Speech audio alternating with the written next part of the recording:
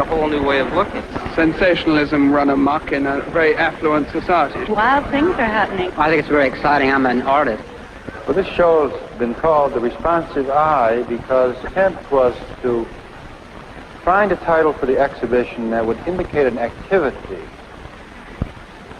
not a kind of art. In other words, I wouldn't have wanted to call it optical art because this is a very limited term which is included in the exhibition. But when we speak about the eye responding, it emphasizes the fact that what goes on in these works of art are essentially perceptual experiences, objects which the eye not only looks at the way you look at ordinary things, but objects which cause the vision, and I think one could say a new way. Many of these effects which you see around here are things which we have studied in psychology and used in psychology for 30 or 40 years. The grouping effects by color which you get if you make a square out of dots of the same color, you see the square. And one sees ephemeral diamonds of varying reds which are not in fact painted but created by colored dots put in front of the picture surface so that your eye fuses an entirely new color. Your perceptual experience does not conform with physical fact. All these things appear here as magic, as indeed they are. Although this picture by the American artist Larry Coombs is large, and some of his pictures are even much larger, I think this breaks away from many of the other pictures in the room because this surely could be called an optical. In that, quite intentionally, he has arranged these little ovals of green, olive, and bright cerulean blue to create an auxiliary design which is purely visual. Distribution of his spots, as we say, seems to have more interest and doesn't violate the optical sense. The one with the orange circles that are jumping? Yeah. Except they're really green, Charlie. Well, here you have some interesting figure and ground effects. You see these, I don't know whether you can see it, these are cutouts. That is, this is a green board in front, and then there are these cutouts. Now, as you look at it, you can see them as holes because there's a light coming from above and showing it to you. But if you cover it up, and probably the artist wanted it that way, you can see immediately how now the circle comes to the fore, and you see a positive object and probably a round object, because now the shades tend to round it and it comes forward. Much of what you're seeing here can be explained on principles of vision and ideas of vision which have been established way back in the early and the middle of the 19th century. What we're dealing with are optical illusions. The idea of where a shadow falls on something tells you whether something is indented or whether it actually is concave or convex. If you take a picture of one of these things which looks like it's convex side down, it'll look concave to you because the shadow which is cast, in your experience, either falls below or above, depending on the fact that the sun's up above, and would really give you that impression. Many of these effects do not seem to take place in the retina, at least I don't think so, but these do. What you see in this particular case are after images of these circles, and I don't know whether it will show in the reproduction, but as you look at the originals, the after images of the blue and the black appear on the red background, and they dance around on this red background. And again, you have a subjective spectacle, a spectacle which is not put in by the artist, which is not controlled by the artist, but a subjective movement produced in this case by retinal fatigue. In other words, the brightest part of the picture is what is happening to you, not really what is going on the canvas. An Optical Carnival. This very long processional painting, it's 16 feet wide, is by a young Washington painter, Gene Davis. And the picture moves from left to right as we walk along almost like a piece of music. And I know that the artist thinks very much in terms of rhythms, music, jazz in making these pictures. We're now leaving the room and the group of rooms with brilliant color to something just as brilliant but precisely opposite. You see ahead of you what appears to be 4 undulating planes, concave and convex, in black and white. As we approach closer and closer, you'll see that this is not actual 3 dimensions. In other words, this is not a piece of sculpture. This is not a relief. Part of it is certainly that a human being would be willing to sit down and make, let's say, 5,000 dots. You see, means a kind of a combination of masochism and protest. Partly you are the victim of it, partly you are the rebel against it. And this certainly shows in the process, because you must not only look at the product of this, at what is being done, but how it is done, and imagine the man who makes it. One of the most interesting phenomena that the development of perceptual art and optical art have produced is the biggest wave of painting in pure black and white, that is, painting without gray, that the world has ever seen. And here we have examples from all over the world.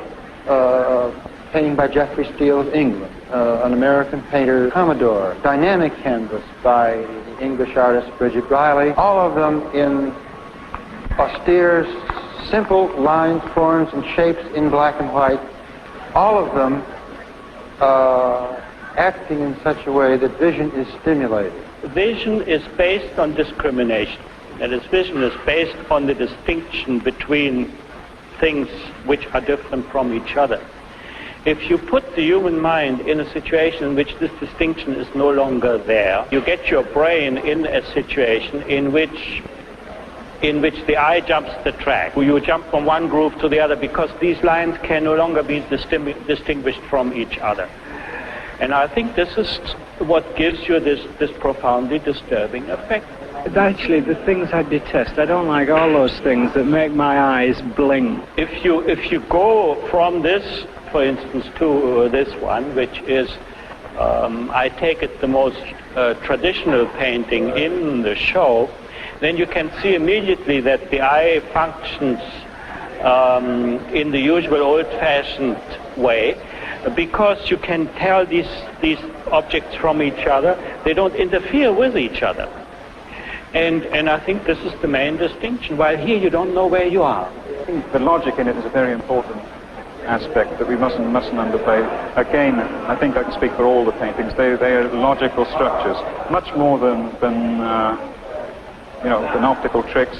They have an optical trick. They have an optical sensation. They produce a sensation. The sensation aspect of them is important.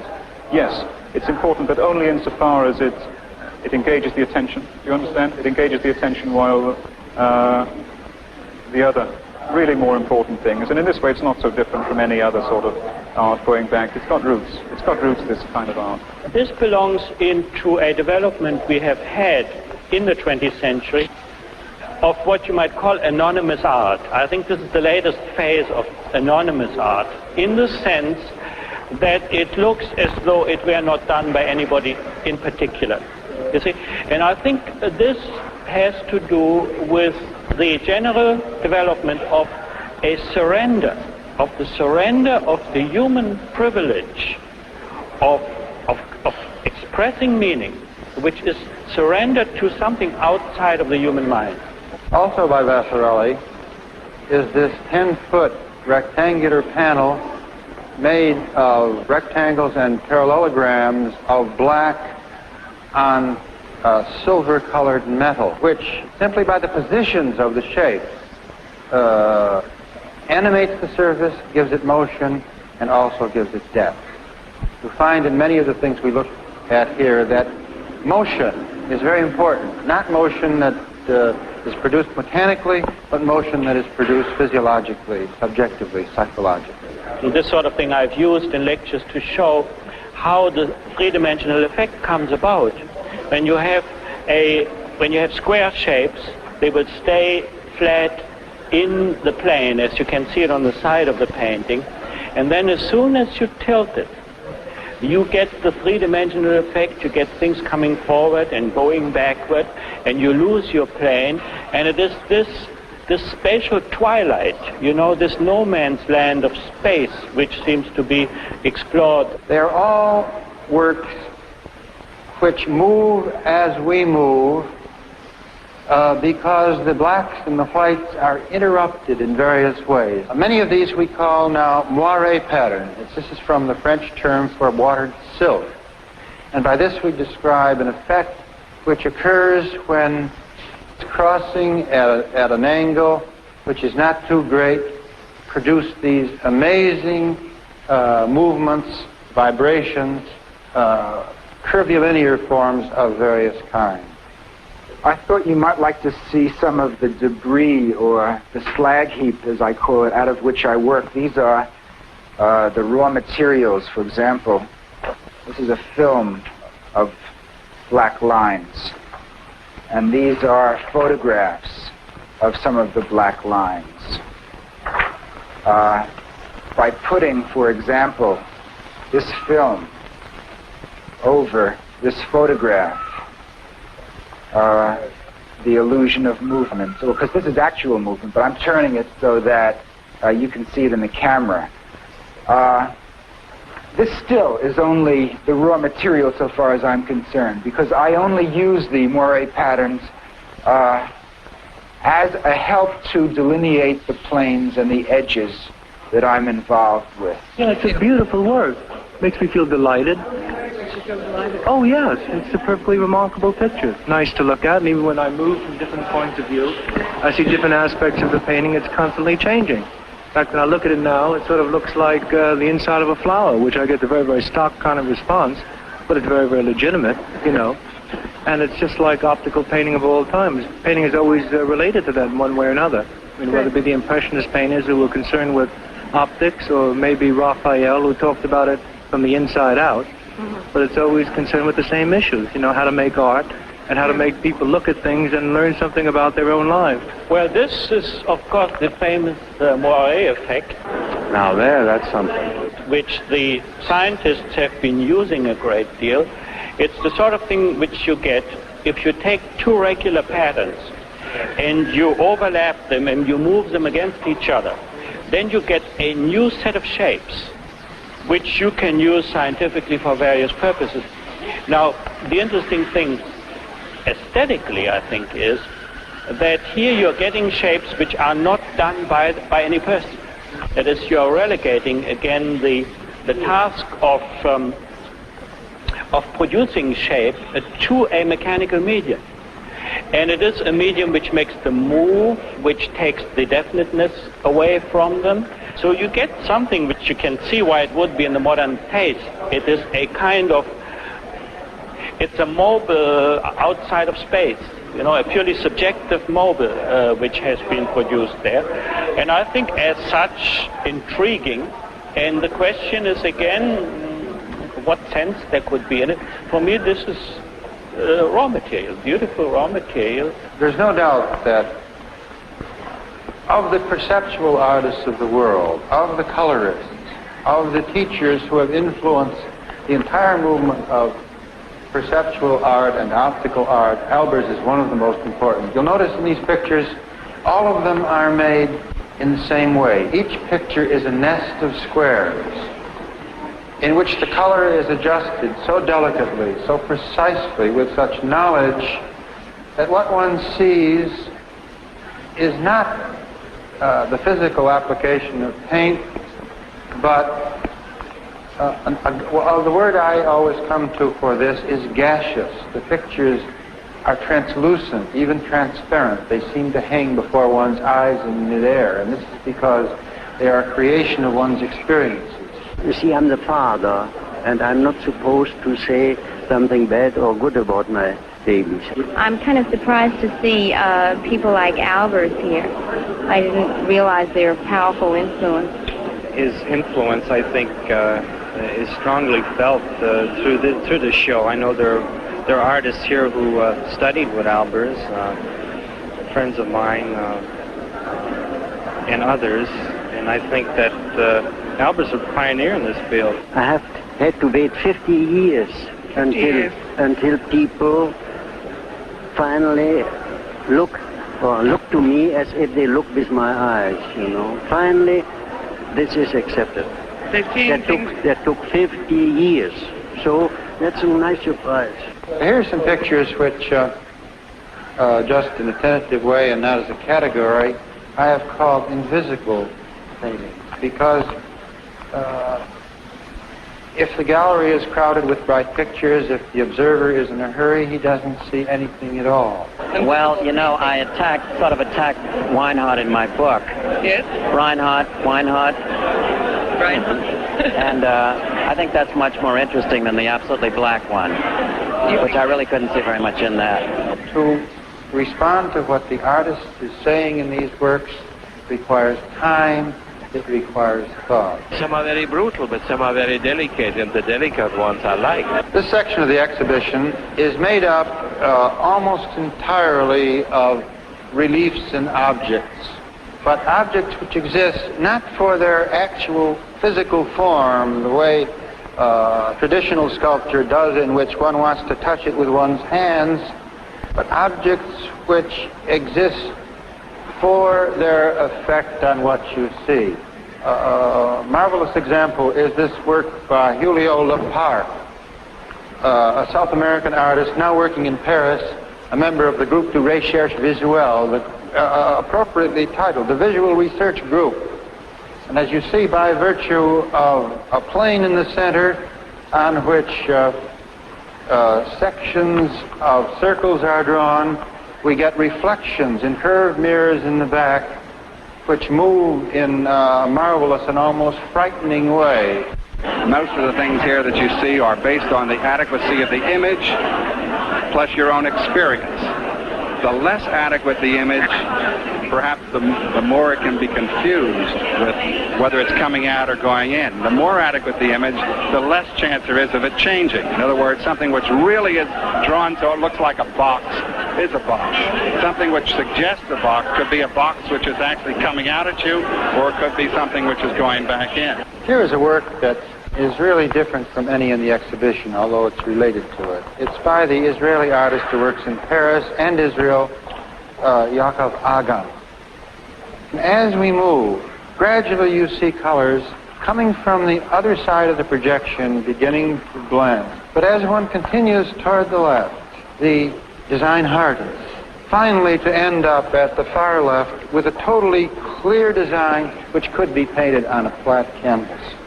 If your medium does no longer serve a definite expression, then you let the medium take over and let the medium talk, and you explore the medium.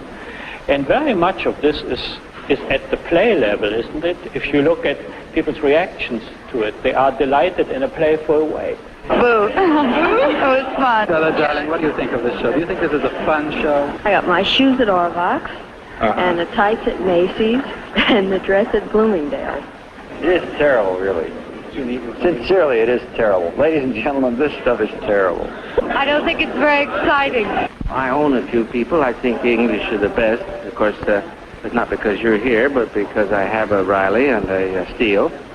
And I think really that all this movement was started by the English. I'd love to buy one for my museum. You'd like to buy one But for they your said they're museum? none for sale here. No, I don't call it op art. I think it's perfectly ridiculous. I bought a Bridget Riley long before it was op art, as I did. That was an invention by American journalists. I see. And I hope the British haven't picked it up, but no doubt they unfortunately will. We picked up pop art from you, you know. And I think both terms are reprehensible and unfortunate. I think it's a very interesting experiment. I don't think it's art.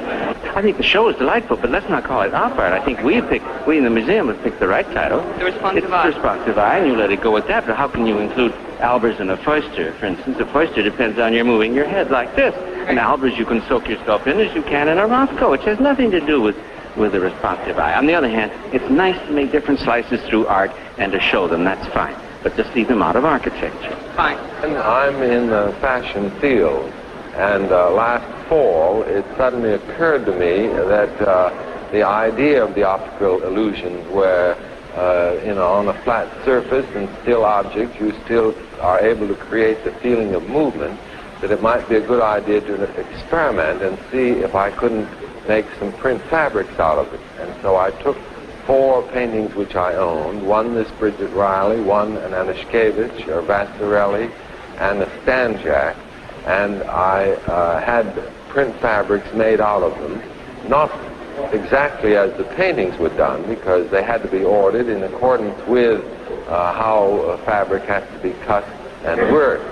And as I turn to this painting, for example, this line, which is the greatest amount of optical illusion in this Bridget Riley, it turned the other way on the dress so that it is descend to one side of the dress. Of course, the styles, due to the excitement in the fabric itself, all had to be basically very simple. But I did even manage to create 2 that were evening dresses. One from an Anishkevich painting in red chiffon, and one in a linen-y fabric from a Vasarely with a pleated skirt that when you walk, it's just dazzling. It didn't just come up out of the ground. It came out of such dedicated men as Rorkoff and Kenneth Nolan. I find I'm a little dizzy, and my eyes feel very stimulated after looking at it. It's a lot of paintings you look at and you think, well, what's the form, what's the structure? And then this, it just affects you immediately. You don't even have to think about it. Some of them, but some of them I wouldn't dare have in my house. Hang it in my home? Yes, I would. You mean the whole show? Well, I'm enjoying it. I just wonder how long it's going to stay around. I think it's excellent, in spite of the fact that I'm very conservative. I think it's marvelous. Oh, it's marvelous. This is just a racket, as you say in American language. Believe me, it is nothing. But I've been dazzled by what I've seen already. This is a factory of brainwashing, where they wash the brain. I wish it was more quieter, and wouldn't upset my stomach so much. Right. But I think that the problems they're involved in are at least plastic enough to be considered here. Yeah, I think it's a very stimulating exhibition. I hope to come back tomorrow and really see the exhibition. Yeah, as much work as there is here tonight, it's really too much to take in at one time. There are lots of possibilities for many new directions. As a human being, I think is a rather brilliant concoction. We had the construction without the impulse in the school of Mondrian, and we had the impulse without the construction in the abstract expressionism. And here you have both of them together, but both of them surrendered. That is, neither the construction nor the impulse comes from the artist. Construction is done by the geometry, and the impulse is done by the physiology, and this is what you get. I didn't know what to expect. It's really doing something to my mind. I don't understand it. I think they're very, very intriguing. Well, it's all technique. Oh, that's lovely. I'm delighted to see such marvelous coloring of art. It's almost hypnotic. I think this sort of painting has content in precisely the same way that music has content. It looks like phonograph records. There are no great hidden meanings. Confuses me. It's very interesting. All these seem to be moving. I don't know. It's a kind of a thing a madman might put on a cell wall in order to drive somebody crazy. I guess that's an emotional response. I just get angry.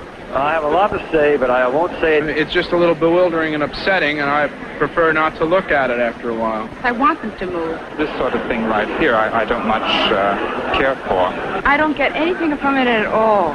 This is what art's come to. It's stunningly decorative. It wouldn't make good linoleum. I'd say they're all more or less mathematical, aren't they? They've got mathematical implications. Oh, I think it's very nice. It's interesting. It's very clean. Brilliant. It's fun, I'm speechless.